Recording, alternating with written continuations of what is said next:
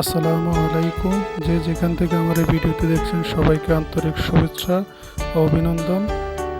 আজ আমাদের হোটেলের সামনে কিছু ফুলের চারা রোপণ করা হয়।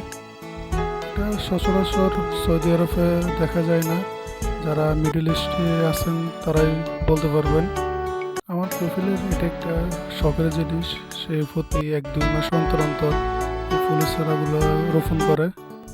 2 মাস আগে ফুলের চারা রোপণ করছে, ওইগুলোর থেকে আরও অল্প কিছু টিকেছিল। তো ওইগুলো পরিষ্কার করে নতুন করে আবার চারা রোপণ করবে। আরও ঘাস কাটার মেশিন নিয়ে এসে ঘাস কাটার জন্য হোটেলের সামনে গাছগুলো অনেক বড় হয়ে গেছে। তো 1-2 মাস অন্তর অন্তর এই ঘাস কাটার মেশিন দিয়ে গাছগুলা কেটে ফেলা হয়।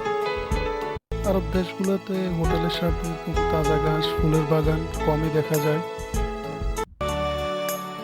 মেশিন দিয়ে কাটার পরে গাছগুলো সব এক সাইজ হয়ে গেছে।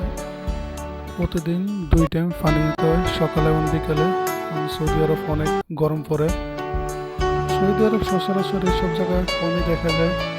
আল্লাহ হাফেজ, অন্য কোনো ভিডিওতে দেখা।